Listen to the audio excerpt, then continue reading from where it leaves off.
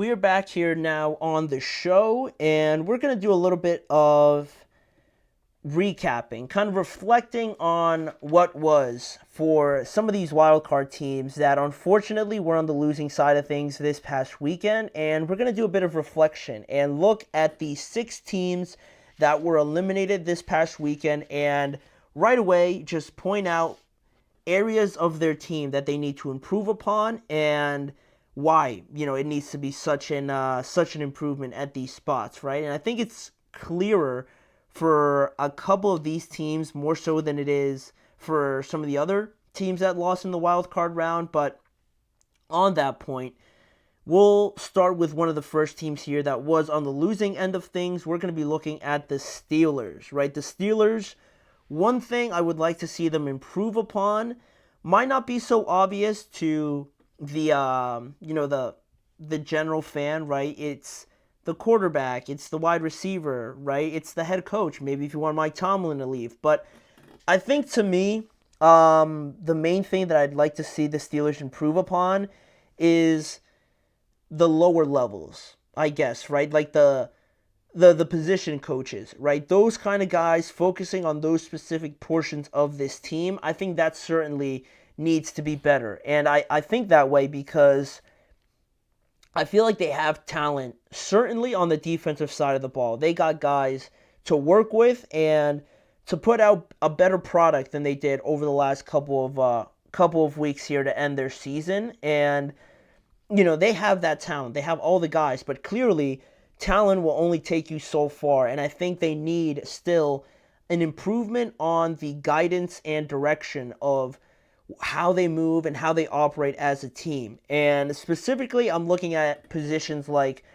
the defensive coordinator, right? Obviously, their offensive line certainly, I think, definitely needs a new position coach, and I would even venture to say their offensive coordinator. I think that would be a bit bold for the Steelers to just move on from Arthur Smith after just 1 year, but I wouldn't be devastated or shocked, right, by that move. Starting off with the offensive line, it's just too many missed assignments, too many guys bumping into each other, not knowing who to block, missing assignments, thinking that they got to double team one guy and one guy clearly just busts through one of the gaps and tackles the running back in the backfield, right? It just looks sloppy if you watch, the game from different perspectives, from different angles.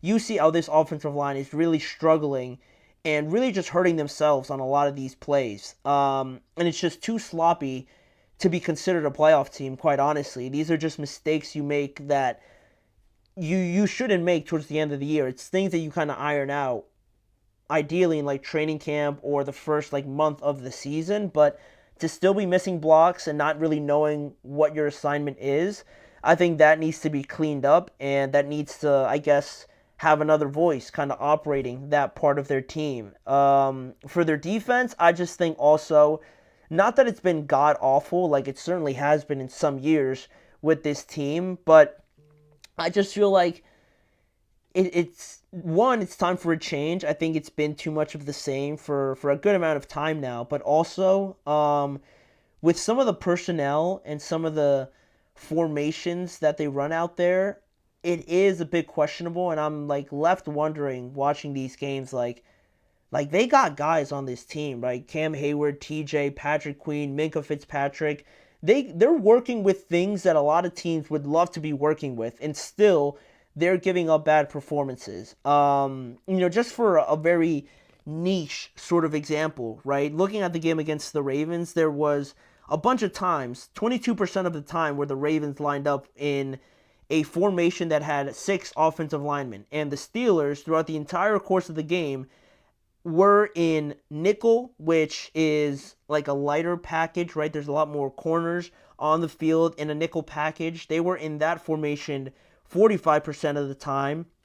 They had 5 defensive backs on the field, a good amount of the time, and they were giving up 9.5 yards per play. They were giving up 5 yards per play when they had 4 defensive backs on the field, and they were averaging 3.8 yards per play given up when they had 3 defensive backs on the field. And they ran that a good percent of the time against the Ravens. And when the Ravens are running a heavy package, heavy formation, and you're still throwing out there a lot of defensive backs, like something's not connecting there, right? We shouldn't be doing that, right? If you're part of the Steelers and, part of that operation, right? There should be someone saying, or an idea saying, that you should probably line up in a heavier formation with bigger bodies out there, right?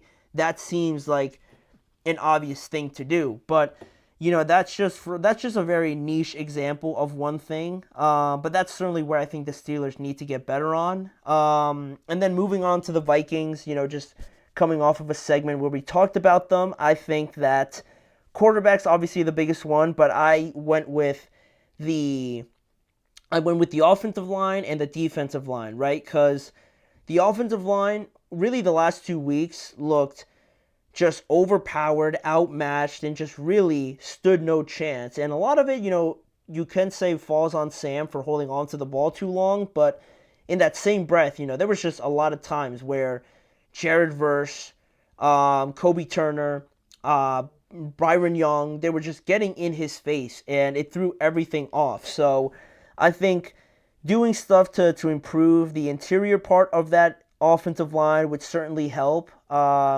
It hurt that they didn't have Christian Darrisaw, right, with his knee injury, but, improving the interior offensive line with this team, and also the defensive line a little bit too, because outside of, like, Harrison Smith and Jonathan Grenard, I didn't really think they had somebody making a massive impact outside of those guys. If anything, they just need to add a little bit more depth so they're able to give maximum effort or not maximum effort, but they're able to have top-tier quality out there when they rotate guys in and out. So I think just adding a bit more depth to those spots would go a long way, because it's hard to point out a lot of glaring needs that this team is in need of, quite honestly. So I think the ugly part of the game is where I think the Vikings definitely need to get better at.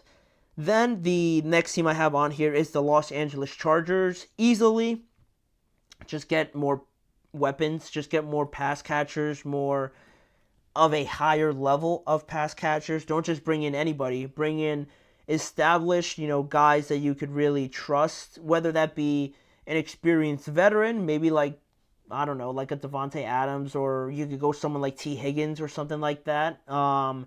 Bring in someone like that. They need another guy outside of Vlad McConkey, because this team is right there. I truly believe that. I feel like they're going to improve on their defense regardless, right? That's something that they always want to have as a staple, but making sure you just bring some more help for Justin Herbert, right? Because I really think he's too good to be talked about as overrated or anything like that, right? I mean, he's throwing to a rookie wide receiver out there in his first year, and he's having a phenomenal year, but they need something else outside of it. I just think it's not fair to really just put it all on Justin when it's only really a rookie wide receiver out there, creating any sort of havoc. So get him any sort of weapons, establish guys, maybe target someone in the draft, get him something, for 2025. It'll help out a lot.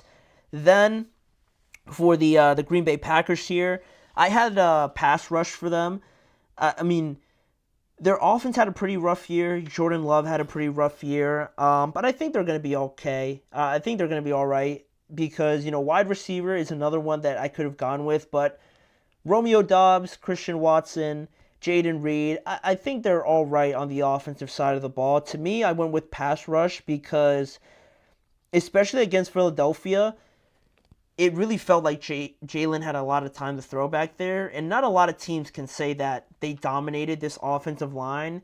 It's usually a trend that this offensive line dominates most teams, but I need to see a little bit more of a push or a struggle from these guys, and I just feel like the Packers don't really give you that too much, outside of Rashawn Gary, who only had 7.5 sacks this year. Their next highest guy had only 5 sacks this year, and it came from a defensive tackle. So I'd like to see a little bit more edge pressure. I'd like to see some guys flying off the edges of this defense and really making quarterbacks uncomfortable, moving around in the pocket, and just helping their secondary out. Because I thought they played pretty well, especially when Jair Alexander went out. But I just think they need a little bit more help from the front part of their defense rather than the back end. So I went with pass rush for the Packers. I think that would help out a lot.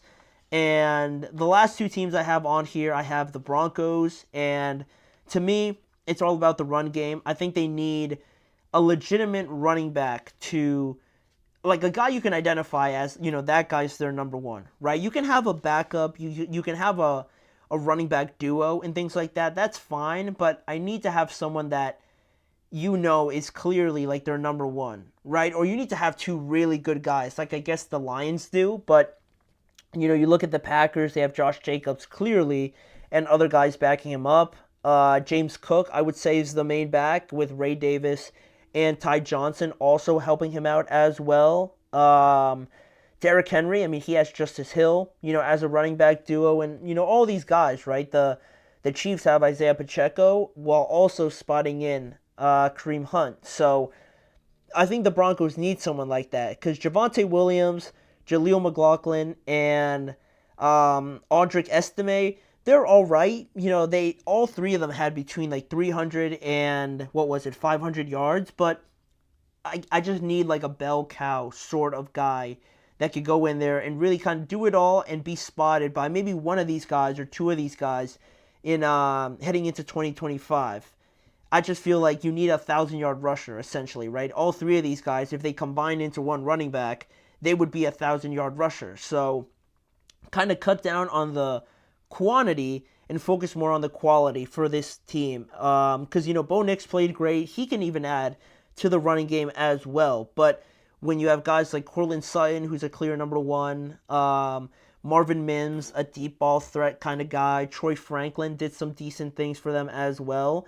I think they're all right in the passing game, but really the running game was something that I felt like was much needed for a rookie quarterback that, kind of eases the pressure off of him a little bit. So that's really my biggest need for them. And lastly here, I have the Buccaneers.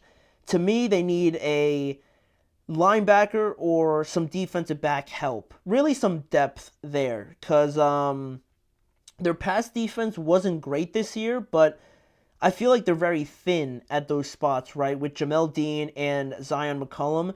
They're pretty good, on the outside, but outside of those guys, if one of them or both of them were to get hurt, quite honestly, I don't know who else they would go to. I just don't know their names. So I think adding more depth there, more quality depth to the corner and, just safety and really secondary spot overall would go a long way for them. And also I mentioned linebacker because you don't really know what's going to happen with Lavonte David.